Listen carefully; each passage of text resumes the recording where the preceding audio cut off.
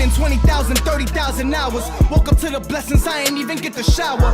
OC party, I was blowing blunts on top of couches. Theo about a hearse, but I was faded off the power. Same depth of tennis jacket, Bible by my trousers. Ducking all the Latin kings, I used to chill by progress. Dollar pizza hustle, walk the bridge and close my eyelids. Never been to lick, my papa never raised a cow. Where your boss at? Since the Taliban and Don Dada. The beat dropping, blow your whip up like the car. Welcome to episode 2 of the Up and Coming podcast. I'm your host, Quari Aline. In studio right now, very special guest right here with me, Radamiz, Brooklyn native, rapper. Thanks so much for coming up. Thank you, bro. Appreciate you having me up here, man. Yeah, haven't been here in a minute. Yeah, long trip, man. It's cold as fuck out here too, man. Like it gets the LI winter wind is way different than the inner city joint. I don't know how y'all survive, man. Yeah, a lot of coats. A lot of coats. I feel that. Now, before we get into anything, you know, I was doing a lot of research on you. You know, through your music. I actually got put on to your music by Steph, my photographer here. But one of the things going all the way back, I noticed, you know, some of your earliest inspirations. I don't know if you remember, about 8 years ago, you did an interview with 24 Ounce. Damn. My boy Hugo. Yeah. He's getting popping now too. He helps run Stussy and shit. That's crazy. Tough, man. So I remember. You remember the answer you gave when you said, you know, who was your biggest inspiration? Nah. You don't remember? All right. Well. That's the shit I was playing pool, right? As far as music, man, not even because I'm writing a paper, yo, James Brown? Yo, ain't nobody gonna be able to make it like James Brown. I got something here for you, special gift. You know, I know you living in Harlem now. But we got a 1962 vinyl. The answer was James Brown. What? Well, no, it was right here. James Brown was the guy you were writing the paper on at the time, and you said was one of your biggest inspirations at that time. Wow, Still bro. ring true? Yes, bro. Yeah. Yo, you got me flashback. Yo, that's the first time I ever gotten a gift for an interview. Yeah, that's fire, man. Yeah. I had a huge, that was, damn, I could have that for real? Thank you, bro. Man. For sure. That's crazy. For sure. Yo, I got my vinyl player collection is popping too. Yeah. Like, damn, yeah, man. I was heavy on James Brown around that time, because I was a freshman in college, and that's when I was doing my first creative writing courses.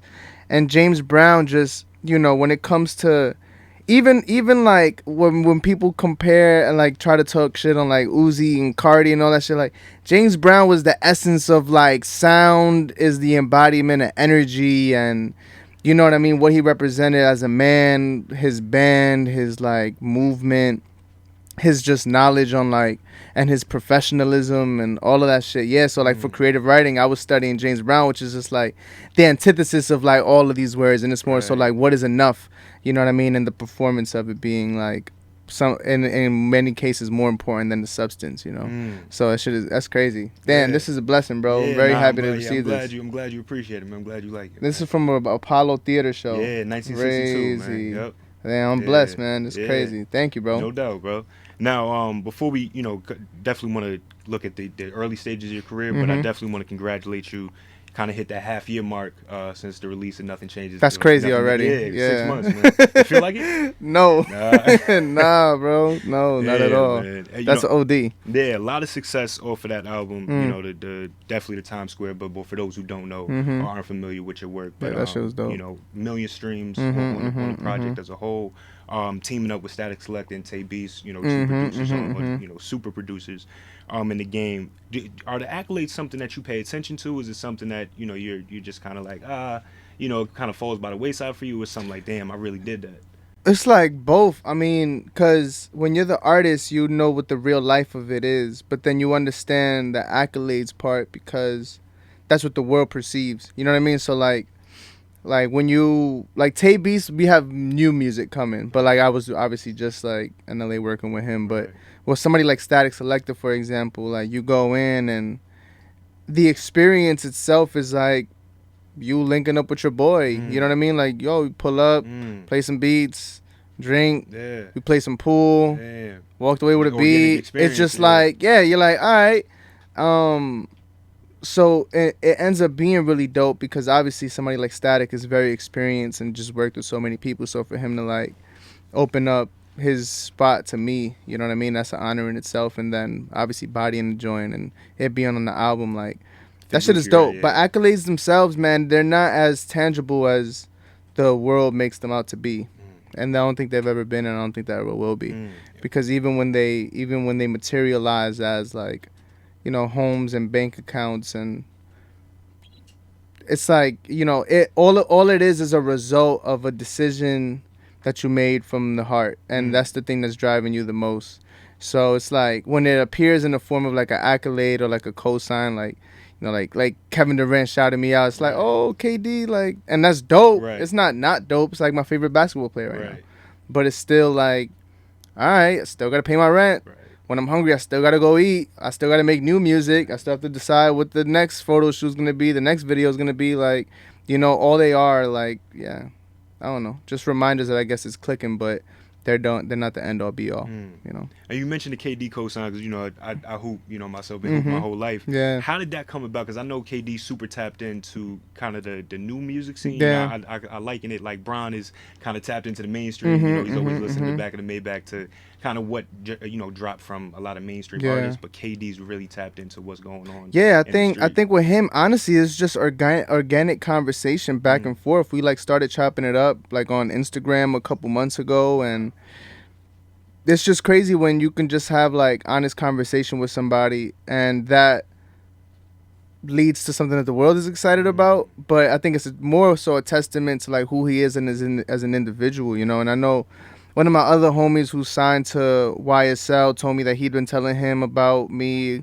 for a minute ago, and he's like tapped in with other people I know around, and it's just like, you know, it's perfect that it ended up being like the day it comes out is when, you know, him and his people all like were shouting me out, because it wasn't just him. Like, I think somebody who's his day-to-day guy was like, yo, nah, for real, we was in the Tesla bumping the whole shit. It's crazy, da-da-da. And yeah, man, I don't know. I feel like it's not, it's like, it's surreal because you see these people on TV and you see them for what they've done, but it goes back to it just like being human to human. It's just that sometimes like him being a fan of mine is not more important than y'all fucking with me. It's the exact same thing. It's like, oh, you connected to it.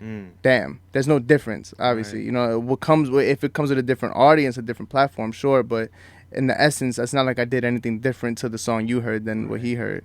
So it just reminds you to like follow your heart. And we're all connected in that sense, because, you know, his upbringing similar to a lot of ours. You know, just kind of that's the music that we connected to, and your music sounds so much like. And then he's tapping into like my history, you know, like commenting on my IG, like me and my grandma, like, yo, this is like, you the man. I'm like, yo, what the fuck? You know, it's still trippy, obviously, but like, but you do learn to see it for what it is, which is just keep doing what you think is best, you know. So you mentioned, just kind of going back a little bit, you mentioned, you know, the research that you were doing for James Brown. You were at NYU at the time, right, as a freshman there.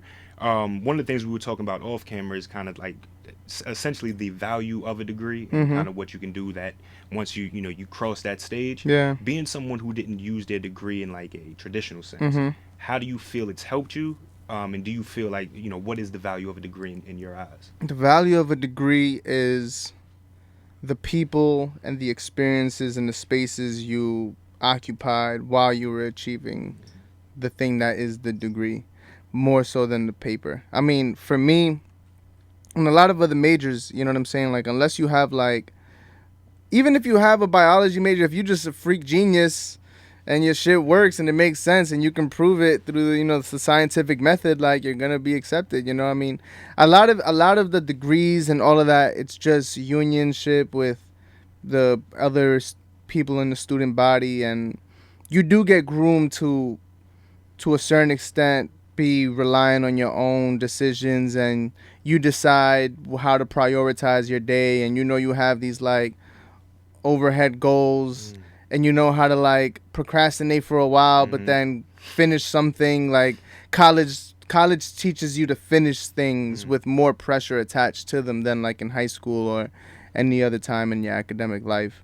But in the real world, I mean, it's a lot of people who, you know, were geniuses in school and they're cornballs in real life, and they're scared to make any decisions. And there are a lot of people who dropped out of college their freshman year, sophomore year, whatever the case may be, and they did have it all together. They didn't need the preparation, and they didn't need the backbone, you know what I'm saying, that college provided to them. I think it's very, I honor my education, and I am definitely for going to college I am for people pursuing education, no matter like whether it's institutionalized or not. Like, but you know, that's just me. Right, You know, I think it prepared me in a way that I needed to. Got you. You know. Now, when you kind of found out, or I don't know if you've always had to come to the realization what college was. You know, we all kind of, you know, the college is a scam or it's whatever it is. You know, when you're going into it, you don't necessarily have that realization. As a freshman, you just kind of wide-eyed. And I think the more you're into it, you know, you get to your sophomore, junior year, you're like, damn, what's Yo, I was gonna drop out my junior year. Yeah. My engineer told me he was gonna not let me record anymore in my studio if I didn't finish college. Wow. I was just like, damn, bro, for real, like. And he was dead serious. Right. You know what I mean? And I think, like, it's not a backup plan the way people make it seem. It's more so just like you're prepared for whatever happens, and especially if you like me, where I come from. And I'm not the only person from a hood. I'm not the only person from like a poor neighborhood. I'm not the only person from a poor family. Like the fact that you drop that on people sometimes, they're just like, oh shit. Yeah. Like many times in my life, I've been told that I was joking. Right. You know what I'm saying? Like, yo, yeah, where you went to school? I went to NYU, and then they laugh. Yeah. And I'm like, what's funny? And they're like, what do you mean? And I'm like, what do you mean? You know what I mean? Like, it's this weird exchange where you're like, oh, okay, you think education is presented in my, like, attire or whatever the case may be. Like, nah, that's a mental thing. Yeah. So, yeah, you get strong, you know? It comes in handy. Right. Yeah. Right. So, for you, I know, you know, you were first generation immigrant here. Like, you know, your family immigrated over from DR. Yeah. How much of that played into you completing your degree? Heavily.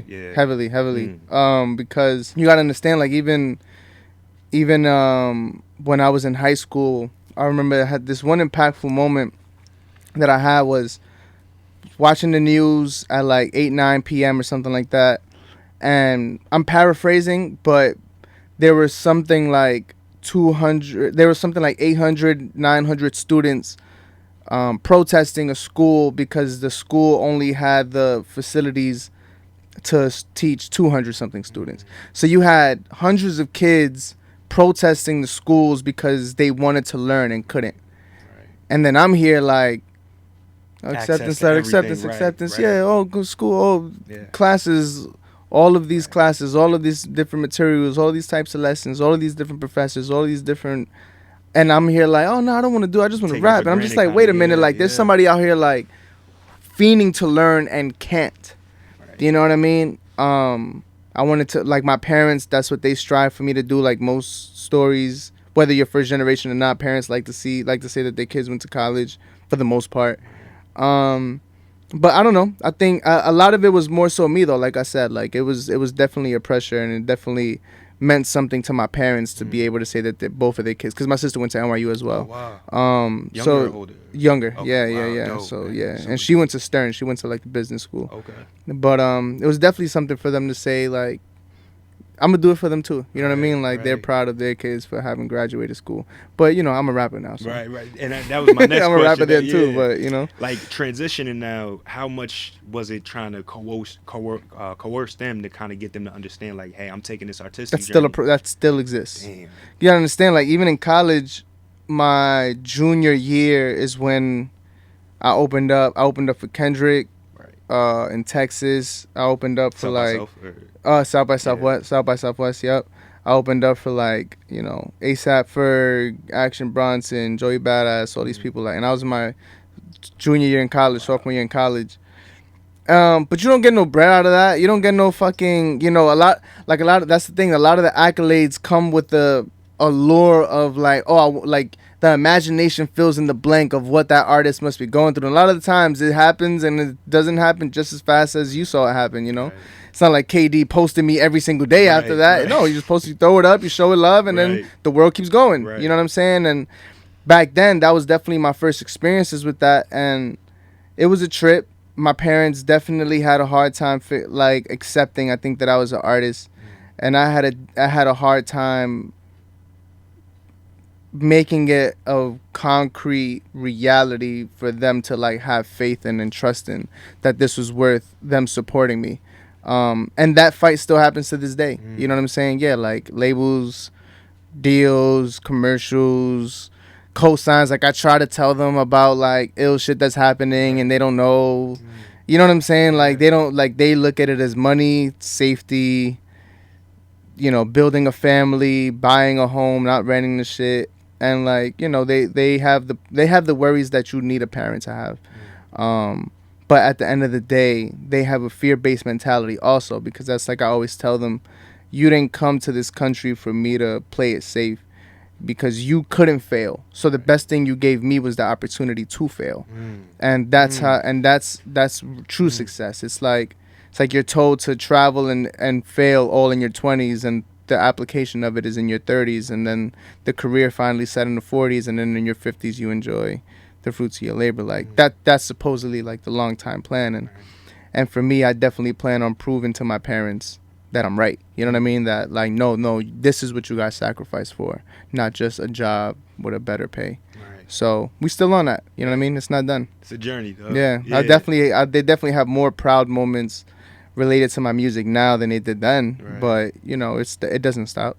So one of the main reasons I had you come on the podcast, not so much that you're an up and coming artist per se.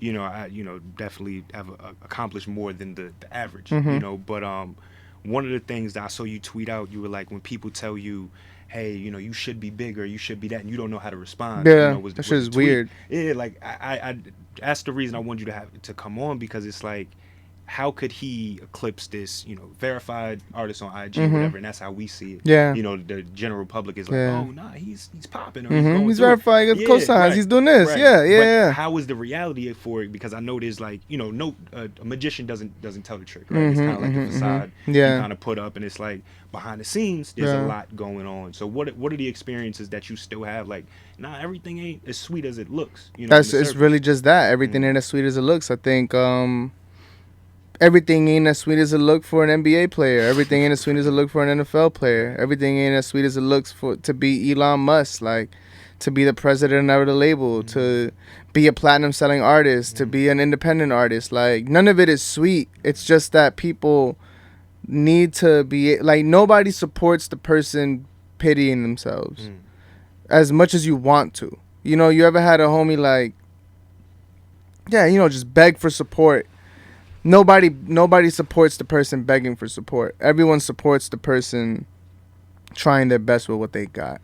And when they see something clicking, then they buy into it with their attention, with their like social media interactions, and the algorithms start working in your favor more. And because that's the thing, algorithms don't work in anybody's favor either. Like, so on Instagram, so it's like even Kim Kardashian, like, I'm assuming, but let's say she has like 70 million followers, but she gets 800,000 likes. Like, you can literally scale that down to your 2,000 followers, but then you tight because you only got 100 likes, 80 likes. Like, you tight, and I'm just like, yo, like, it's the same shit for them. You know what I mean? Like, there's always a difference. There's always a distance, but yeah, man, I think people have a lot of like artists fucked up. You know, I wish that the fan knew how much more important they were, but I don't blame them, because our generation, meaning the majority, meaning like the kids, even the kids born in the mid 2000s, you know what I'm saying, but like 90s for sure, the point was to have a barrier between the artist and the fan.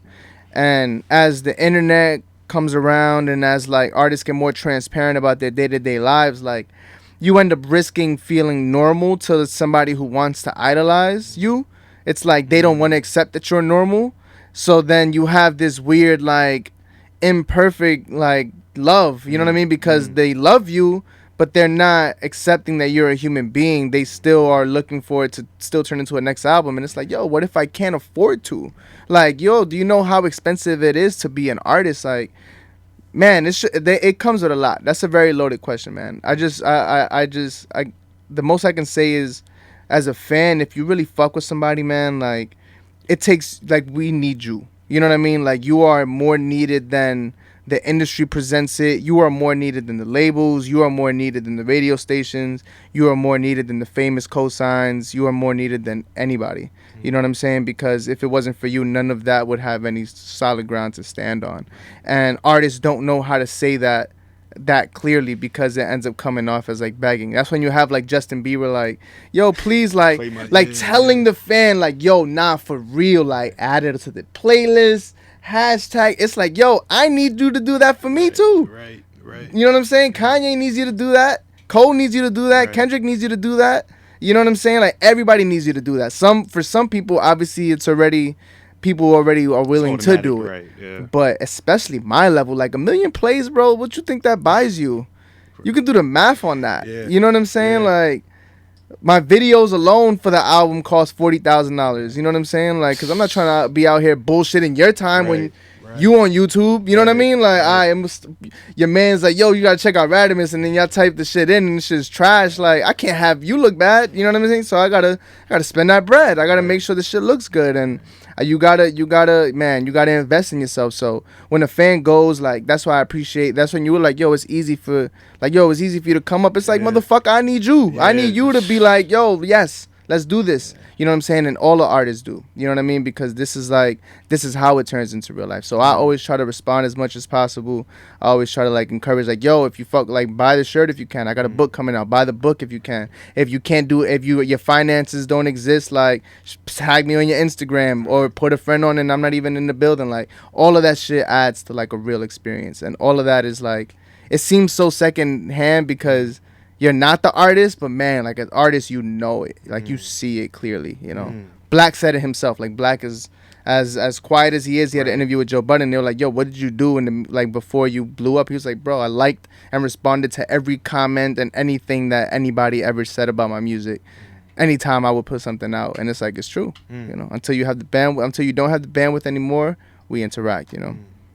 But that's my philosophy on it, though. I think it should be. I think everybody should embody it, to some degree. And I think everybody does. It's just the way they express it. Yeah. You know, like, yours is very, very personable, very humble, and that's the thing. Like, your humility is one thing that when I was hitting you up, I had, like, this anxiety. Like, damn, is he gonna get back to me? Like, what's he gonna say? You know. And then it was as easy as 1, 2, 3. Like, you put me in contact with Brandon, then hitting him up, and I thought, he was gonna be like the rest of the execs. And it's just like, you realize, y'all dudes is kind of a couple years older than me, but we still from the same space. Same shit, bro. Same thing. We all need each other. And that's what I'm saying. Like, I get it because music, like, the power of music is, to me, it's like God tells you what to say and you are told what the world needs to hear. And sometimes that world is just a small community of people, but you make people feel seen. You make people feel related to. You make people feel powerful when they don't necessarily see it, or you help them through it. So I get why there is an acclaim and an idolization to a certain extent with our artists. You know what I mean? But especially, like, me, man, like, as I started really realizing how much human work is at play as opposed to creative genius, it started changing my favorites. Some went down, some went all the way up. You know what I mean? Because I'm just like, wait, okay. I think Quincy Jones said this in an interview with Khalid. He said, you can't create more than who you are. And definitely when he said that was just like, man, you know what? Like, this is where I'm at. And this is where I'm at as a human being. And I'm going to try to make sure that my music feels like you meeting me as much as possible. You know what I mean? And yeah, bro. I don't know. It's like it's a trip, bro. Because then you have verifieds and all this shit. Right. But yeah, we're human beings, man. It's no different. It's just what I'm moved to do.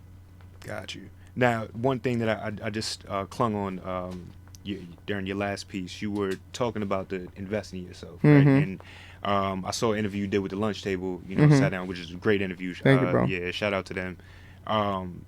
What you said there, putting all of that money into Righteous, right? Was your first project dropped in 2016, but it took you 4 years to complete that project because of was it finances? Real life. Yeah, you know.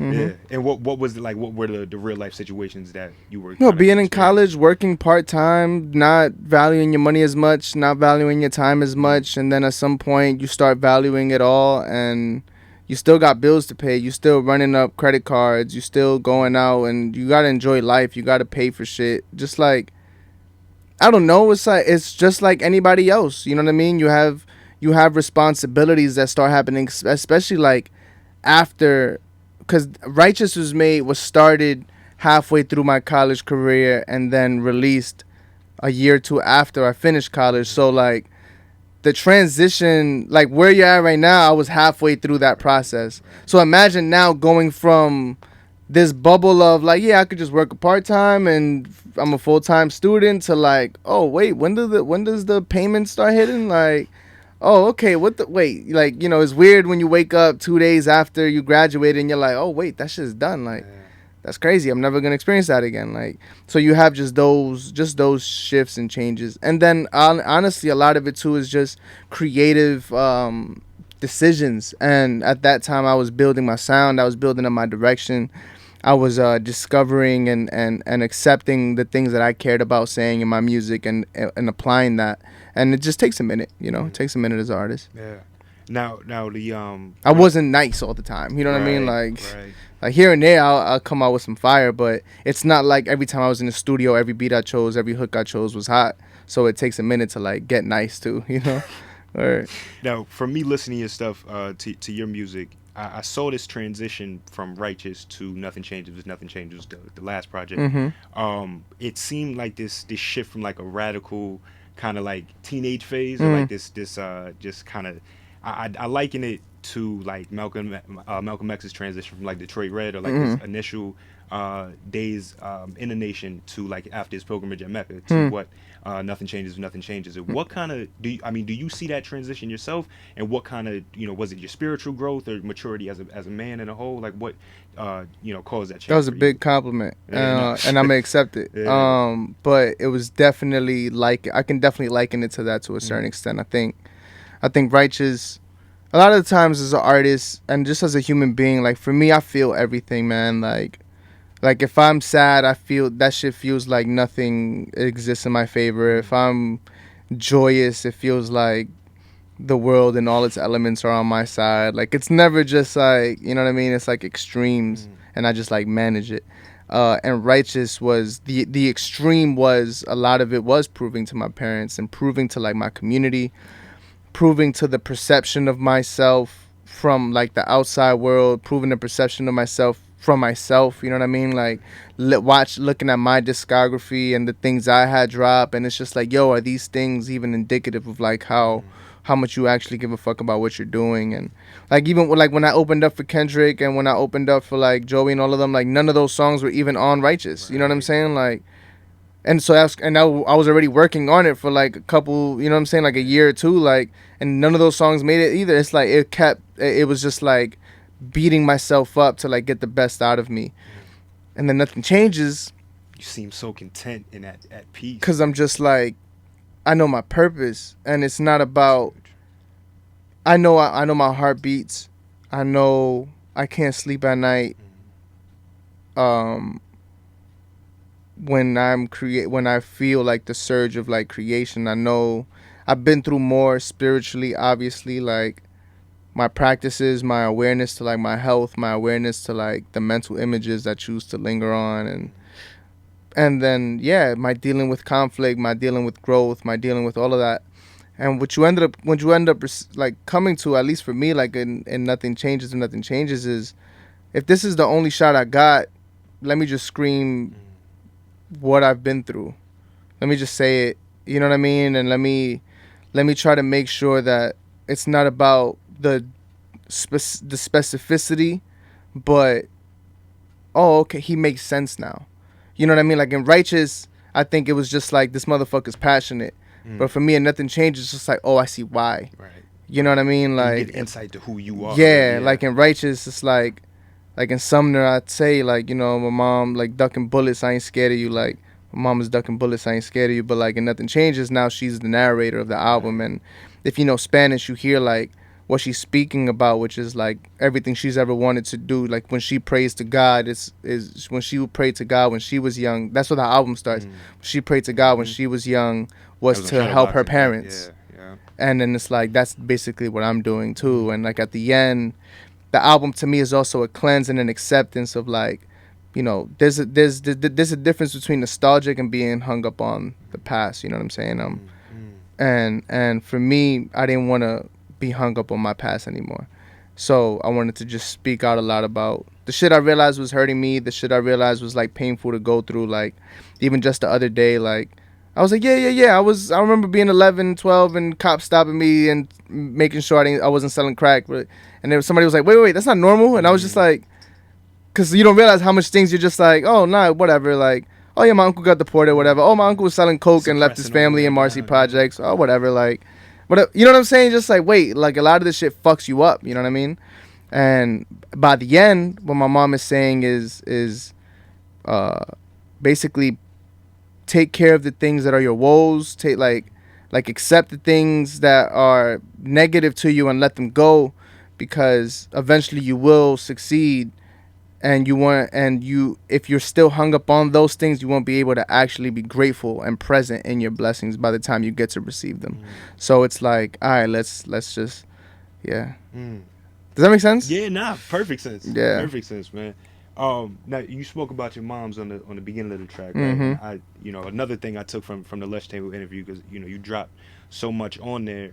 Kind of the subtleties that you drop, whether you speak in Spanish at times, you speak specifically that for somebody who's from Brooklyn, only they would understand. Somebody who's moved around Brooklyn, talking about Tompkins or talking about something where you're at. So my girl who was in here, she's Puerto Rican and she's from Bushwick. Crazy. So for her, I played her your music and she's like, oh, his mom is saying this, because I don't understand Spanish at all. But he's like, nah, I'm like, damn, you caught like. To me, I get it because it's that connection to you, the familial ties, but I don't understand it. She's like, nah, he's saying this, and then you mentioned something about eating plantains or something like. Yeah, I have plátanos like, instead of gerba. Right, yeah, on benzo. Exactly. Right. That's the bar, and she's like, nah, that is so true. How important is that for you to keep that essence?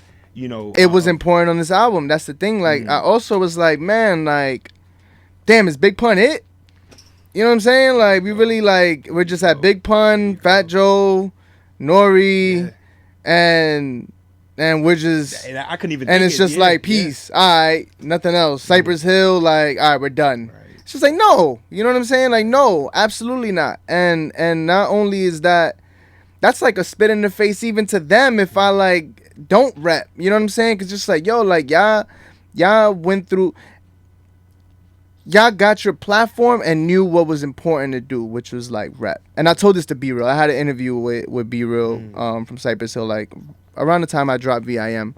Honestly, he probably didn't know who the fuck I was. This is out there though. You could check it out. Like I'm just like, you know what I'm saying? Like they smoking crazy bud, and I'm just sitting there like, yo, this is OD. You know what I mean? But it'll be a spit in their face, man. And I'm like, yo, like I have a take on how we can include this in music, but not have anybody else feel left out. Like, did you feel left out from my album? Not at all. And that's my point. It was like, yo, like I don't gotta be like track 1 Dominican, track 2 like Latino string, track 3 like if you brown hold it down, like you know whatever the fuck. Like I don't gotta like I'm a black man. You understand what I'm saying? But I am Dominican though, so my experience is different. So in hip hop, normally the black man that is being referred or promoted, whatever the case may be, obviously are the inventors of like hip hop, duh.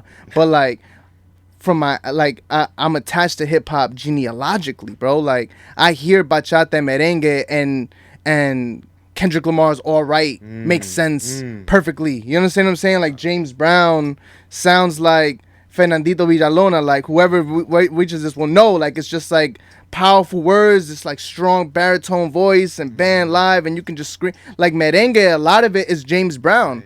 A lot of it like are 8-minute songs that are mad long, típico specifically, and it's just like instrumentation heavy, like, and screams and chants and keep on like dance, like, literally the exact same shit as this vinyl. So like for me, I was like, yo, like not like I am black by way of being Dominican. I'm from Bed-Stuy, New York. So, like, all my best friends are black. I was raised, you know what I'm saying? I didn't know who James Brown was. I didn't know who Marvin Gaye was, Ozzy Brothers. I was just hearing the shit. So, I'm, like, influenced through there. But then I'm in hip-hop. And I'm like, oh, okay, like, I have a unique perspective. Because I see the connection. Because just as much as I'm from New York and you know what I'm saying? I'm an MC and I'm from the style and from the projects, I go to DR once or twice a year. And the shit that they playing over here makes a lot of sense with the shit I'm listening over here, and I wish Mad Wiz knew about, you know what I'm saying, bachata, because he would be wilding when these bass come in, and I was like, you know what, this is, I know it's a long answer, but I'm like, this album can be at least an ode to the fact that there is a relationship, because especially like if you're in the Bronx, you in Bushwick, you in Bed-Stuy, you in Queens, whatever the case. Like a lot of the times, like you have like predominantly black neighborhoods, like with the Spanish stores and the poppies and the merengues, and the salsa joints offhand. It's like, yo, we already have this marriage. Why not just like, an ode to that relationship, an ode to the duality, and an ode to just like how infused it all is. So I wanted to make sure that the people, because I'm not the only first generation immigrant, specifically Latino, let's say, not only just Dominican, that can relate to like having a full American experience but still having ties to their culture. So yeah, kind of that bridge. Yeah, because it's also like me bringing my friends and having them come to the Dominican house party and then be hyped too. Yeah, it's like it goes both ways. You know what I mean? Yeah. Now you mentioned going back to DR, on 7 Digits, probably one of my favorite tracks. That shit's crazy. That shit is, oh my god. You talk about your cousins going back and like having to use the same soap that they brush their teeth with, the same soap they use for their body. Like, how is that going back, seeing what you've accomplished here, but going back there and seeing how much, how little they have or what they're going through, but they're still like this prideful people. Yeah, that was around the time I was making Righteous, actually, that memory. I remember like I was just like, oh shit. You know what I'm saying? Sat back and observed it. This is what I'm saying. Like a lot of the album is just like, wait, like how many things are normalized to me that are not normal, and not in the normal way that I guess like hip hop speaks on, because it's necessary that hip hop has a political tone. It's necessary for hip hop to be like documenting like local warfare, local crime, local mishappenings, local unfortunate events, like that. But I'm just like, yo, like it goes back to it. Like I have my own I have all of that, but I have a whole other set. And they're my family. It's not like I'm visiting. It's not like I went to the resort and drove past the poor part. Like, no, I know them. You know what I mean? And I think for me, once again, it's like my joy and my responsibility to be able to put that on wax and give people that image. Like a lot of times I say shit and people think I'm lying. You know what I'm saying? Or people think I'm exaggerating. Like at 10 years old, I used to carry rocks to fight the witches. Like that's a real story. Like, you know what I'm saying? Like, I don't know, man. I honestly, I find joy in showing that light, and I find joy in telling that story, because the cousins that I'm talking about and the people that I'm speaking on are not depressed about it. Like they want to rise up just like you. They want to feed their family just like you. They you know what I'm saying, are on iPhones and know what good clothes are as opposed to bad clothes, and they have their own opinions on the world, and they are kind-hearted, and it's just in a whole different place. You know what I mean? So I don't look at it like obviously there are disadvantages economically that I would love to be able to fill the gap for from my career decisions, but it's also for me about humanizing the whole thing, because it's like they say, like the medicine for ignorance is traveling. You know what I mean? Like you have to really go somewhere else that's nowhere near what you're used to really like have an open mind, So if I can do that through my music a little bit, then yeah, man, absolutely. So on V.I.M, one of the tracks you mentioned before, first single, yeah, man, with that there, you speak about there's a bar, again, I'm just be bar dropping the whole time, cool. Because there's so many standouts. But you say you might have it hard, man. Have it hard, but you bro might have it harder. So sometimes you go from friend into a 15-minute father, like I got you, son. For somebody growing up in Bed-Stuy, in Brooklyn, the time that you did, a lot of us as guys couldn't express our emotions, our deepest, darkest fears, or whatever it is with our friends. How did you become comfortable with doing that, and then like transition to putting that in your music? I think it's my friends too. I think my friends have been 15-minute fathers to me as well. And I think we have to destigmatize male vulnerability as like weakness. We have to like remove hypermasculine. Like a lot of the times, like, I mean, this is just me, but a lot of the times I feel like women get the women's mistreatment. Like let's say like in workplaces specifically, like I feel like a lot of the times it don't even be like fetishizing.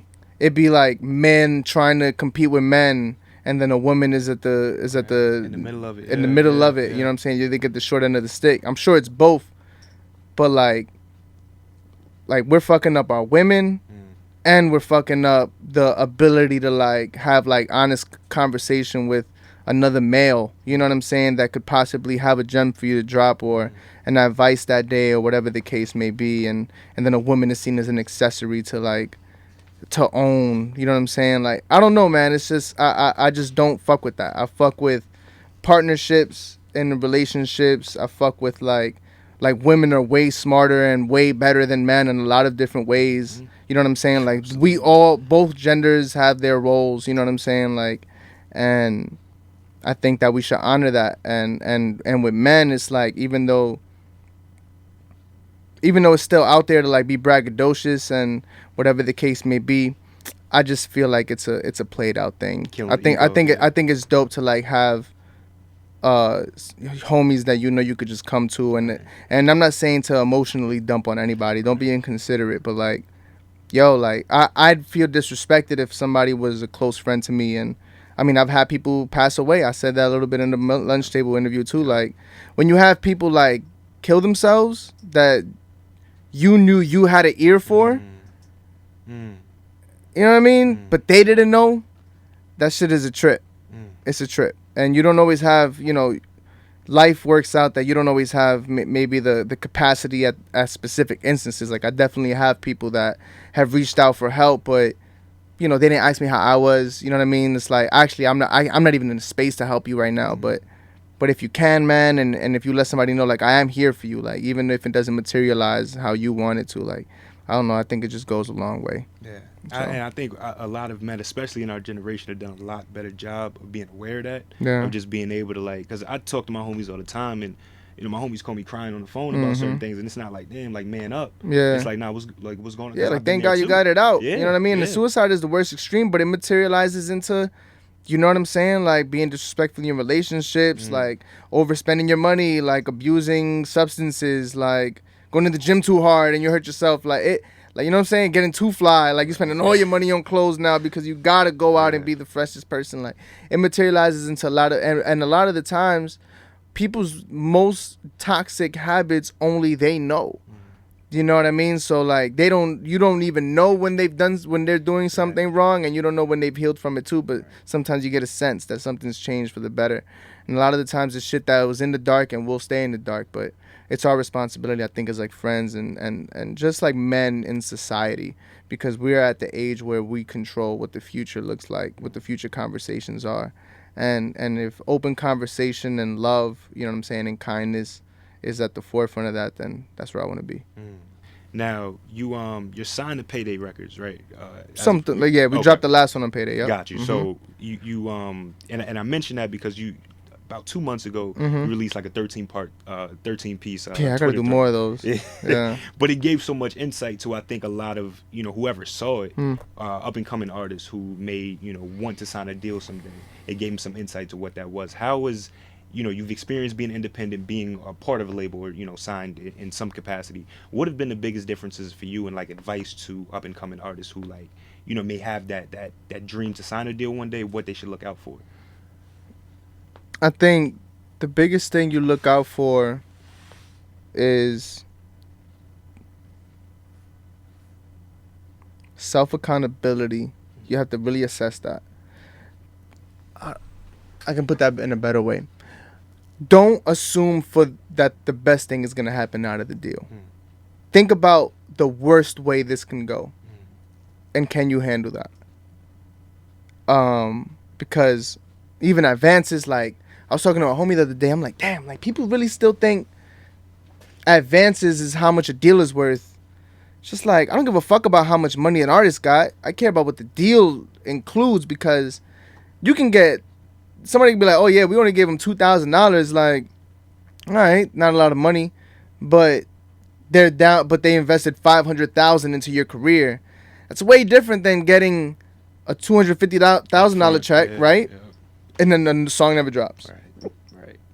Or by the time the album comes out, nobody heard it, no promotion was done. Like, that check was kind of like worthless to a certain extent. Like, yeah, I'm sure you did something with that bread, but the point is to excel your career, and don't put as little of that in other people's hands as possible. So I think in any deal, like specifically if it's I can't speak for majors. Like, I'm talking to majors, and it's a possibility, but I don't know. I don't know about that. The structure is like, there's a lot of people at a major label that you have to like somehow be able to have like personal and interpersonal relationships with enough to like keep your ship afloat and keep attention on you and eyes on you. But at least an indie man, like, if you don't have people skills, if you don't have like somebody down for you to like keep consistent communication with your A&Rs, with the A&R assistants, with the label heads, with the digital team, with the marketing team, with the assistant to the marketing team, with the you know, the graphics person, the fucking radio person, the one guy that looks for when your songs get leaked on the internet and makes sure that the revenue's coming to you or they take it down. Like, you got to be cool with a lot of people, the lawyers, everybody, bro. There's so many people that you are signing to, you know what I'm saying, and signing up with, that you have to just like assume responsibility over your career. And I don't know, man. I think most people make decisions with the best in mind, but you should also really consider the worst in mind. And if you can handle that, I guess that's the short way, you know. Gotcha. If you were signing a deal and all you know was a number, like, your A&R's, the A&R's job is done once you sign. Like, no matter how many people will tell you no, like, motherfuckers just sign you and then pursue the next person, because a lot of A&Rs, the way they pursue artists is like a best friend type, heavy support. They want to show you that the infrastructure is lit. They want to like let you know that they believe in you, like, you know. But when you're signed, when you're done, like, the best A&Rs will see your project all the way to the end, but that exists few and far between nowadays, you know. Now, and one of the last pieces of that thread was like having empathy for those who sign bad deals. Yes. Right? We just saw like with Meg Thee Stallion. Just, yeah, you know, I that's hate the the latest public one. right now. Yeah. I hate the public right now. I feel that way like every other and week. I have a separate project that's like a speaking project that I talk about this a little bit on, but people forget that Jay-Z bought back his masters. People forget that, like, you know, a Rocky, a Childish Gambino, a Frank Ocean, whatever the case, like yes, there are people who definitely sign bad deals, but if you're gonna promote, it's like I'm a Libra, so this is just the way I like see shit. Like, if you're gonna promote the worst case scenarios, also promote positive ones. Also promote, like, why? All right, same people. Why aren't you talking about Yo Gotti and he just bought his whole catalog back from Epic, like, and he's like, yo, this is the biggest purchase I've ever made. But he probably made it for a reason. He probably, and that's the thing. Like, your masters are easy when they ain't worth shit. Right. Like, yo, I own my masters. Like, bro, you sold 20 copies. Like, nobody wants that shit. You know what I'm saying? It's like, when you get to the place of, like, when your masters are up for grabs and conversation, like, it's like even lawyers would tell you, like, nobody's telling you don't sign or sign away your masters or partner up with people. They're telling you, like, don't get gypped for it if you're going to do it. Because a lot of the times, niggas, they own their masters, but they don't know how to sell their music. So it's like owning your masters means something if, like, the value of it over time is accrued. So it's like, I bet, pump that you own your masters, but you better have your publishing shit right. You better make sure your syncing thing is ready. You better make sure you're continuously dropping music, like, because there's a finite window where one project, like, even though, and that's where we fuck up as artists, you know. And I say we because it's the entire community. Like, we look at success in a year's term or like the week that it dropped, you know what I'm saying, and think, but it's like, yo, life is long. Life is short, but life is long too. You know what I mean? Like, it paid off in a lot of people's favors to have sold away their masters, because they are not focused on music or doing nothing anymore, and they still get their whatever percentage of that, and they don't have to worry about paying the producers. They don't have to worry about where the checks are coming from. They don't have to worry about nothing but receiving their money. Because not every artist is Jay-Z. Not every artist is whoever you think is a great business person. Because a lot of these motherfuckers are not smart. Don't get it twisted. Like, there's a lot of people not smart. A lot of people are pumping knowledge, and what they're actually pumping is ego. And what they're actually pumping is judgment. They're not actually educating people. They're not actually educating artists. And the fan is like, the fan of that type of talk, to me, is just like, it's very toxic, you know. Like, a person like Megan, like, you don't know what the fuck she needed that money for, bro. Like, you don't know where she was at in her life. Student, like, you're judging someone now because of what they know now and how much they're getting. But I don't know how much Megan is getting now either. Right. I know there are people who have platinum plaques on their wall and have never made a dime from the sale of the record.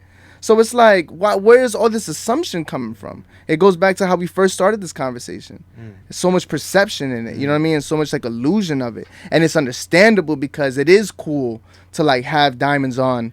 It's not cool to let the person know that the jeweler's standing behind the camera, and as soon as the interview stops, you have to hand back over. Damn. You know? So it's like, you know, whatever, bro.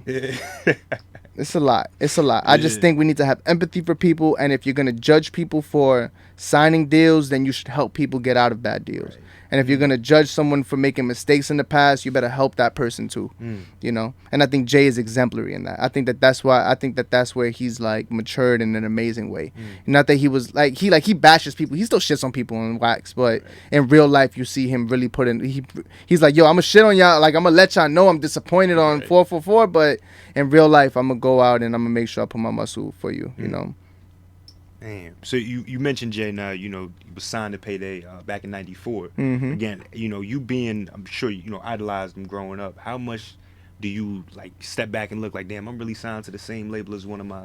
Never really think about it until people ask. Yeah. Because it's like, it's a whole different world, a whole different time. It's a whole different setup, whole different individual. I don't have the same goals as Jay-Z, you know? I used to idolize people. I don't idolize anybody anymore. I can admire people. I can have admiration for people. I can have respect for people. But I don't idol nobody but God. You understand what I'm saying? Because at the end of the day, everybody's life is a collection of all of their decisions. So if you idolize somebody, you're probably too far away from understanding. You probably still have distance between like the decision making process that it takes to even get there. Or lack of knowledge of what they, you know what I'm saying? And I think a lot of people, even when they say they idolize people, they don't actually mean it. Like, you know what I'm saying? Like idolization is like deity talk. Like nobody's a deity to me. You know what I mean? Like. But definitely growing up, obviously, you know what I'm saying? Still, like, of course, there's a huge admiration for Jay, but I never really equate the Payday shit, honestly, because the situation is just different. And I think what I'm trying to do in 2019, 2020, 2021, whatever, is way different than his goals in '94. You know what I mean? Yeah. It's like yeah, I could sign a, like, you know what I mean? I could sign a Def Jam. That doesn't mean I'm DMX. You know what I mean? Like, but. You know what I'm saying? It's just a way different world, bro. Right, absolutely. Now, if it was at the same time and I'm like, then it's like, oh, yeah, what? Yeah, Jay's on the label. It's just crazy. Yeah. But he was signed before I was alive to Payday. Right. You take me? Yeah. Again, the bar drop a little bit. We transition more to one of the more prevalent themes on your album is the or in your music as a whole, like this idea like gentrification of Brooklyn, where you're from, right? And I mentioned my girl earlier, and that's conversations that we have all the time. Yeah. I'm from Westchester, so gentrification to me was kind of a distant theme. You know, I hadn't experienced it, but it was something that I reported on, you know, as a journalism major, trying to do my part to kind of shed a light on it. But for those who experience it, have been displaced, or, you know, you even on Benzo, you like, you know, East Williamsburg is not a real thing. Got my city, you foreigners. East Williamsburg is not a real thing. Don't exist, you know what I'm saying?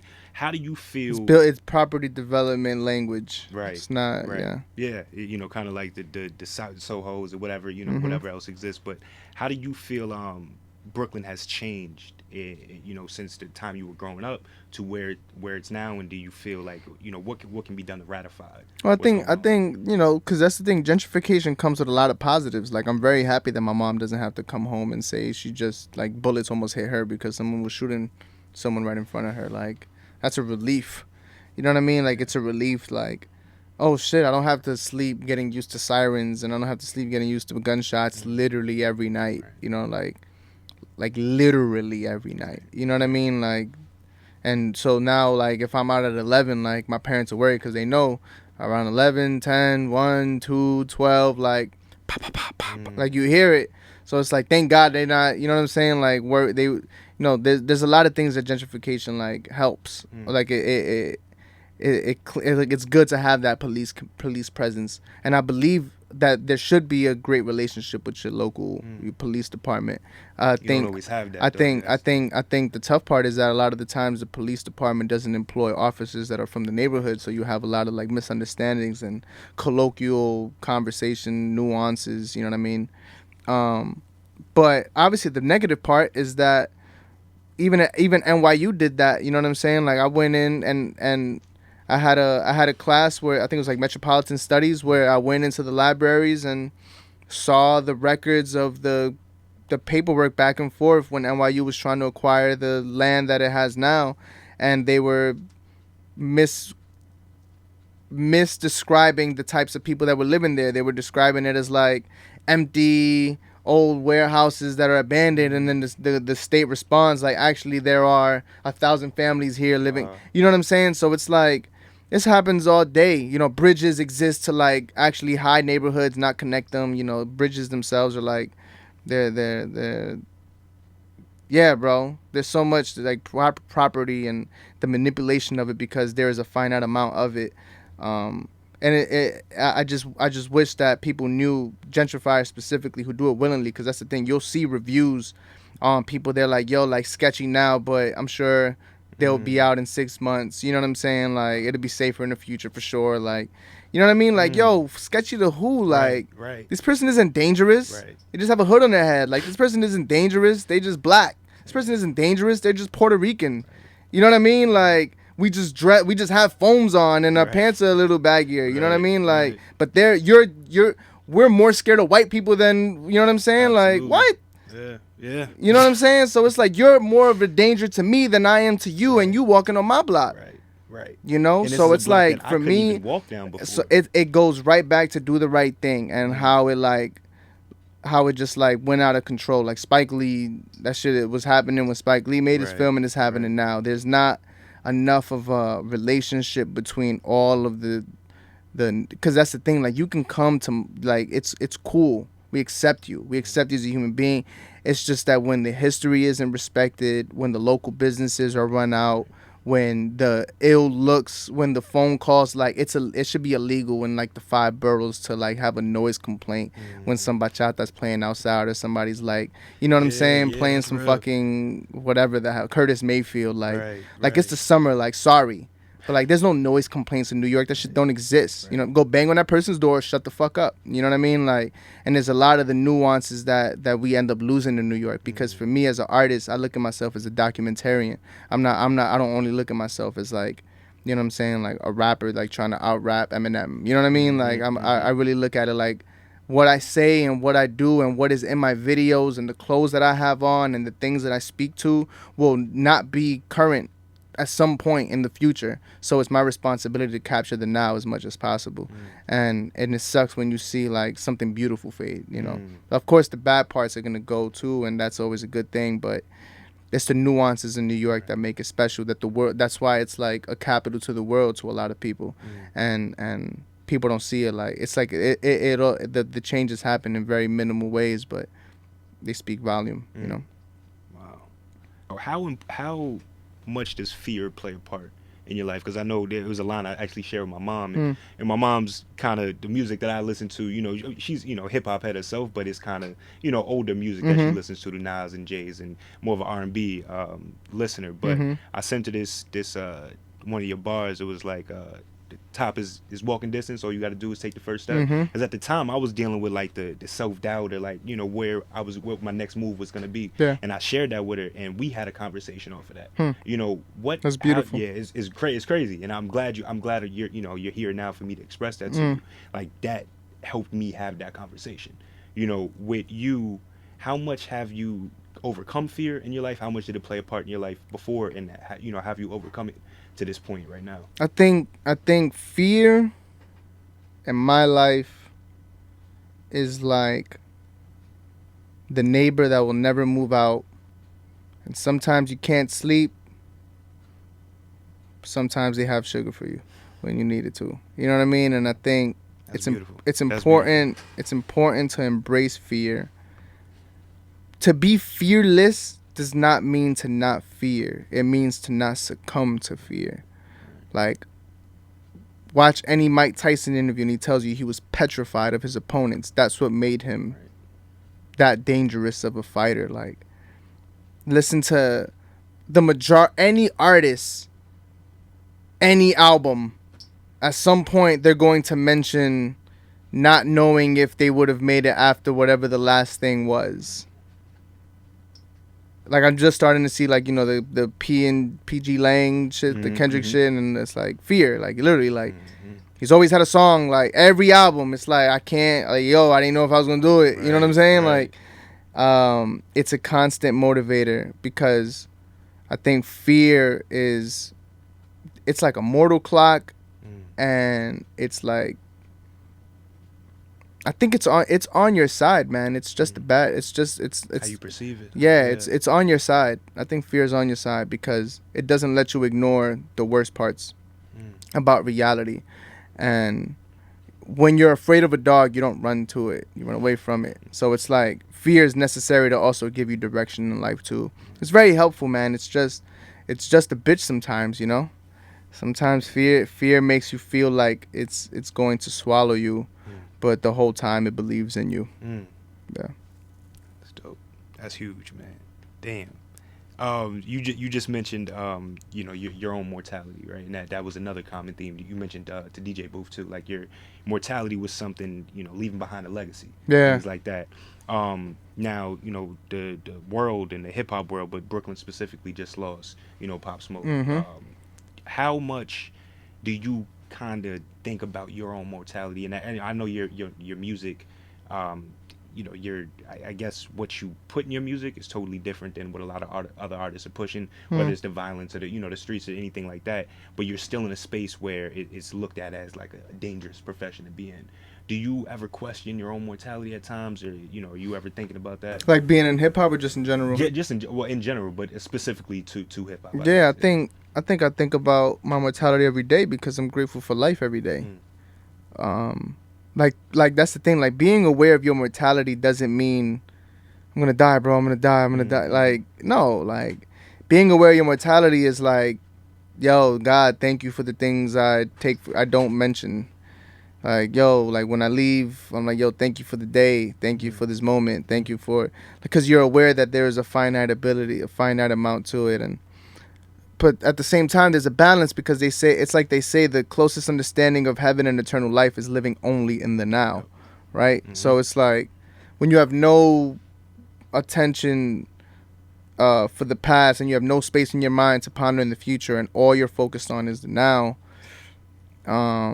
that's gratitude for life too. That's aware of your mortality to a certain extent as well, And I think the ill part is that when you love what you do, you forget you're gonna die, at least for the moment. To a certain, you know what I'm saying? Like if you're focusing on your jump shot, you're not thinking like I'm gonna die one day. You know what I mean? Like you're not thinking what time I gotta go. Right. Right now you are focused. There are moments in your life, and they normally are when you love what you're doing, that a time does not exist. So I'm like, okay, bet love has to be attached to like eternity, and like if there's a part of your mind that is aware of mortality, then there's a part of your mind that is aware of like loving the life more, because loving life more is the closest thing you get to never having to die. Right.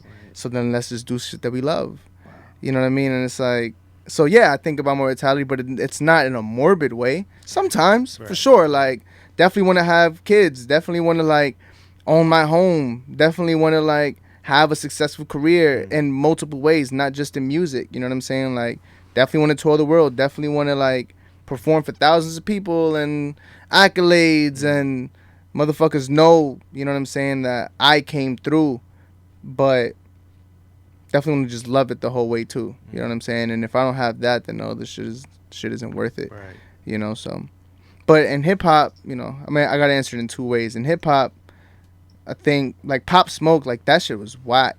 That shit is very just terrible situation because you didn't allow him to change. Like the moment didn't allow him to change. And one thing at least I've learned in hip hop is that most gangster rappers end up being the most like prolific thinkers and businessmen that our culture has. Like look at 50, like imagine like Ice Cube said fuck the world and then got shot. Right. And we never saw the transition. Yeah. Imagine the 9 bullets were fatal. To 50, like you would have never gotten Get Rich or Die Trying, Vitamin Water, Beats, fucking, you know what I'm saying? What? Yeah. We wouldn't have hated to love it. Right. Like damn, like we wouldn't. You know what I'm saying? Like we wouldn't have had power. I don't even watch the show, but I'm happy he does it. You know what I'm saying? Like, it's like, fuck, bro. Like, we wouldn't have leaders. We wouldn't have had leaders. And I think with Pop Smoke, like, I hate going to Canarsie. I don't go to Canarsie. Like, that shit is the last stop on the L train, and then you got to take buses. My boy used to live out there. I used to hate going over there because that shit is mad sus, because one block is really nice, and then it's just mad hood, and then it's like beautiful again. Like, I don't fuck with Canarsie. Like, I can't go out there. I have mad love over there, but traveler-wise, nah. But I see him like he was that. You know what I'm saying? And it's very unfortunate because I'm sure he was already manifesting a more positive role. And he was saying it now, like God bless Nipsey as well. Like, the ill part about Nipsey is that he never changed his message, but the reality started catching up. Right. So the same things he was saying with like the heavy gold chains and the #1 album or whatever it was, and the accolades and the fame and whatever, he was saying that shit with a dirty white tee and Crenshaw too. Like, you know, like I remember hearing them. Like, I don't know when that Game, Nipsey had this song with Game, the way we roll, some shit like that. Something like that. Video was terrible quality. Like, song was fire. You know what I mean? I'm like, yo, this is like 11, 12 years ago. Like, still that same essence, and finally you make enough decisions in life and you don't switch up what you know is your code. I don't know, man. I feel like, yeah, it's just unfortunate. And I think as artists, we are, like, music is a spell, and what you decide to say on the mic is what thousands of people will say with you. And words are concrete, and words dictate the future. So if it's not just me that's saying it, it's thousands and millions of people who are going to say what I have to say in unison. So now we have 5 million voices saying something into the universe, not just one. What do you say? You know, it's like they say, like, you know, if you had, what do they say? If you had 30 seconds to say something to the world, what is that shit? If you have 30 seconds to say something to the world, what would you say, or whatever? Right. Okay. Like, you do that every time you're in the booth. Right. You know, 24 hours to live. Yeah. Kind of thing. Yeah. But more so that, like, if you had the world's attention, I feel like I have the world's attention every time I record something, because I'm not in control of it being, but it could be your world for that day. Right. It could be your car ride. You know what I'm saying? Like, that's your world that day. Right. What did I do with that moment? You know. It's big. That's big. Now, I saw you perform. I saw it on Tidal. Shouts to Tidal. Your performance at the 2018. The Brooklyn Hip Hop Festival. I watched it, and one thing is that the Black Star one or the Nas one? That probably was the Black Star one. The Black Star one. Nas was 2016, right? Yeah, you're right. You're right. Yeah. So that, for me, you know, hearing the music that you make, I love when artists can make music that translates good from, you know, listen to your headphones, to your car ride, but can also be performed live. And your energy was something that was super infectious. Like, even through a video, I felt it. And it wasn't a super large crowd out there. But there was like nobody there. Yeah, you know what I'm saying? Tidal frames it amazingly. Right. Like, but you know. in the way that you were, your energy still maintained, even though. Oh, yeah, because I know I'm performing to you. Right. I don't give a fuck about who's there. It's just recorded. All right, I'm gonna perform for whoever's watching this shit. I'm performing for me. Right. I better not. I enjoy these songs. This shit is hot. You know what I mean? Hell yeah. So and that was the question. Like, how do you maintain that level of energy even when you know there's 10 to 15 people present there? That like, I've also learned. I've also have had to perform for 7 people, and none of them are interested. I've also had to perform with 7 people, and they were all people I know. Right. I've had to perform for a packed out crowd, and not by anybody. No one's making a sound. And then I've also performed for packed shows, and they're all there for me. It's like, it goes every way. It comes with the game, yeah. You know, I've opened up for people, and my prayer every night before a show, every show, is if we touch one person, we did our job. You know what I'm saying? And sometimes that person isn't the person in the crowd. That's the thing. Like, it's like before when we first started sitting down, like, I'm so interested in music discovery, like how, because I know what it feels like to, like, be overcome with, like, interest and like, oh shit, this is hot, like, you know. But I'm never there for that for my music. But like, so when I say that, like, I could easily be the one fan I made that night was the person who didn't like the show but told someone, oh yeah, I went to this show, Radamiz show, like whatever. And they're like, hold on, Radamiz, like, oh, that name was dope. They laugh and like, wait, this was him. And then they go check it out and they're like, wait, hold on, you're bugging. Yeah. This is hot, you know. And that's the fan I made. It wasn't even, they weren't even in attendance. Wow. You know what I'm saying? Same thing with Brooklyn Hip Hop Festival. Like, I don't know if anybody necessarily discovered me that day or like fucked with my show that day. I know people did, but you know what I'm saying? Like for the conversation, like, Right. and the fans, like there, like if no one did, I know that screen was on. Right. So I know I had the chance to have at least one person like Right. fuck with me, even if they fucked with me already and fucked with me more because they saw that. You know, so I don't try to waste God's opportunity. You know, to say and do and express myself as I feel is best. Wow. Before I let you go, because this is the up and coming podcast, so we do want to That's kind of dope. reach out to artists who just are on the come up that are listening. I'm gonna get another coffee too, so I'm gonna be straight. You ain't gotta worry about me. I appreciate it. And your homie's gonna drop me off close. Yeah, be straight. Yep. But what is your advice for up and coming artists or creatives in general? It doesn't just necessarily have to be music. Yeah. Who are going through, if it's the doubt right now or things aren't panning out the way they wanted to what is your message to them right now? The thing that you're trying to figure out how to make fit in is the only thing that matters and is what will make you stick out.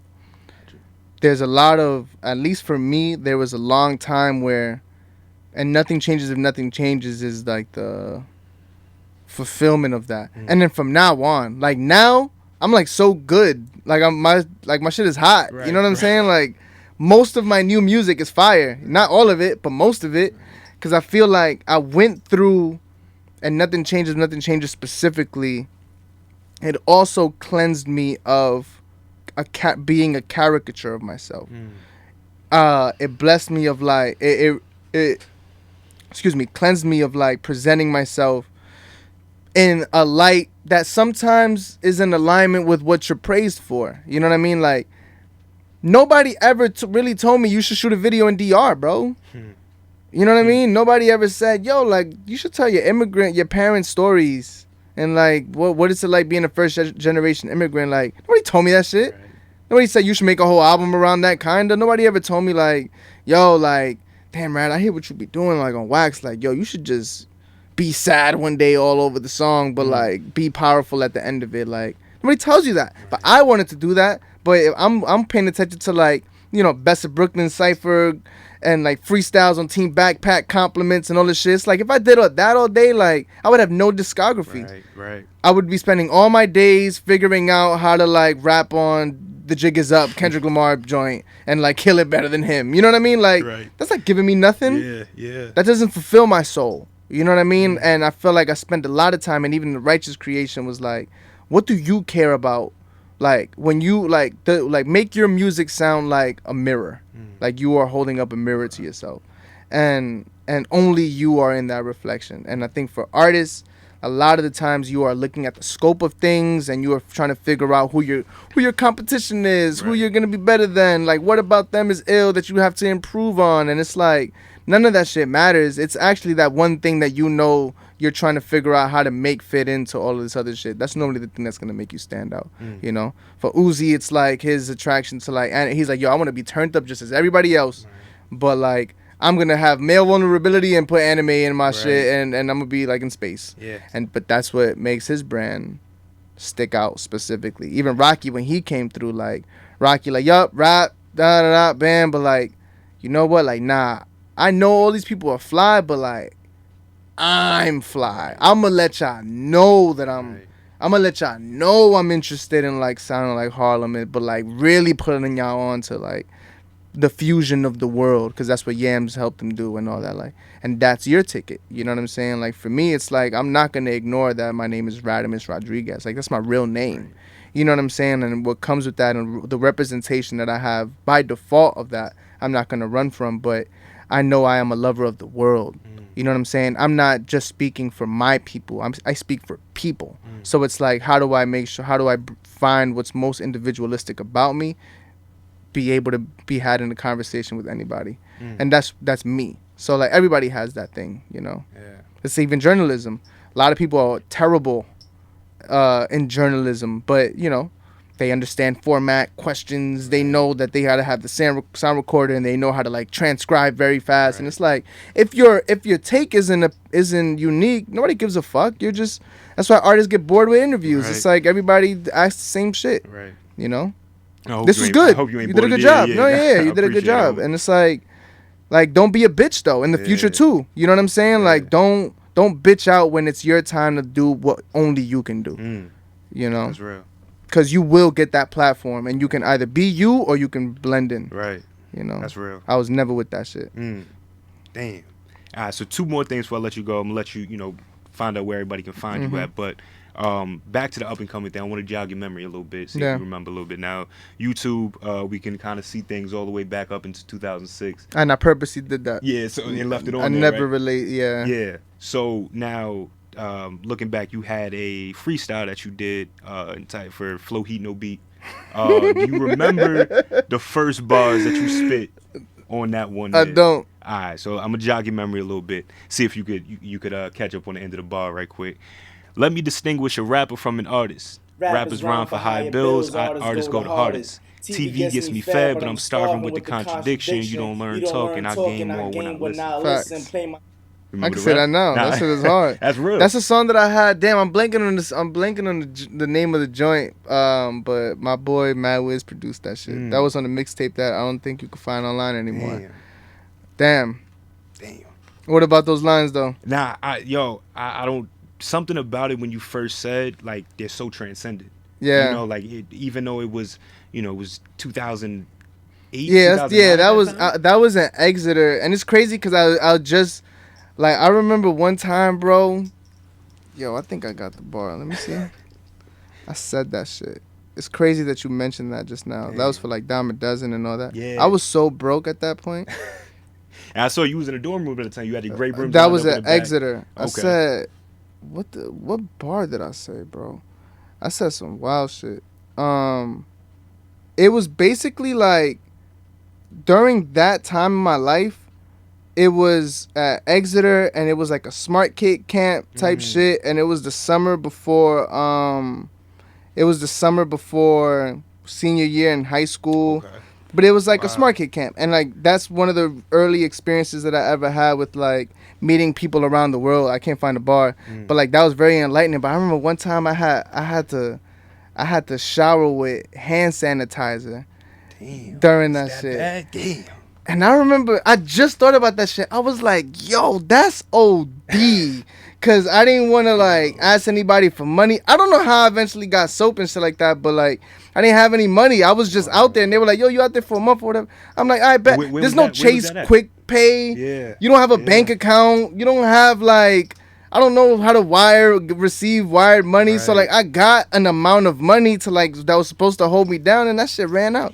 I was like, oh, shit. And I wasn't the only one. I remember, like, it was, like, that last week, like, the men's dorm room just started getting funky. It was like, yo, everybody was like, damn, we spent our money, bro. And I just said something. It's going to come out at some point. I remember I just wrote that shit, like, damn. You ever had to have fast shower with some hand sanitizer? Like, I just wrote that shit. But that shit, that ass happened at Exeter. But yeah, that's crazy time, bro. That's the thing. You usually know, like, even when I hear my old shit, I could see that I was me. It's just I had a lot of other things that were illusions, like, blocking me, you know. And I think I'm pretty sure if I watch this in the future, I'm sure I can come up with something that you even though I'm trying my best. Right. You know what I mean? Right. Like, I'm sure at some point I'm gonna be like, look at you, bitch. You know what I mean? But I'm working on it. I'm unlocking into some whole new shit. That's the thing. Like, even nothing changes if nothing changes. Like, the crazy part about that is that I've also spoken that into existence now. Like, there's so many changes that have happened since then that were monumental, that I think the album itself was like a culmination of like getting rid of a lot of like past mental practices and decision making and people and whatever the case may be. But life has been changing a lot since then too. And I think all of the issues that have arisen are leading me to like my desired place. So it's like blessed to be there too, you know. Damn. Yeah, Damn, it's crazy. man. Yeah, I think we're gonna end on that note. It was great, but let the people know what's next for Radamiz. You know, I know you just told DJ D Ramos that you had a book coming Oh out. yeah, Dramos. Yeah, Dramos. Dramos. Okay. Yeah. Yeah, I got a book dropping this month. Definitely fuck with that if y'all can. Like, I feel like everybody drops vinyl, and vinyl's dope. I need obviously I need a vinyl for myself, but if you're gonna spend $30-$40 on like an artist that you fuck with album, like you already got the music. Like, let me give you something else that's like crazy. So like me and my boy, who I did the whole album and the art with, like we put our own money up. We put up a couple $1,000s ourselves and publishing our own book, and it's like an art book. It's a poetry book. It's a handwritten lyric book. It's a story breakdown of like some aspects of the album, and it's new art, and it's just honestly, I'm wildin'. You know what I mean? Like, honestly, it's OD that I'm doing this. Like, it's being made in like Germany now, and it's coming soon, and it's just crazy that I did that shit. I'm just like hype that I made a book. Crazy. You know what I mean? Cause like I got the New York Poets Cafe interlude on the album, and in the book, like that's when I break off into like a whole bunch of poems that I wrote, and yeah, man, I'm just trying to be as ill of a motherfucker as I know I am, you know. So I got the book coming, definitely new music, definitely. When can we expect that to come? With Who fucking knows, bro? Who knows? I got some shit I'm gonna drop with Green Slime. I don't know if you know Green Slime, but he's like heavy in Chicago, like Mick Jenkins and shit tapped in.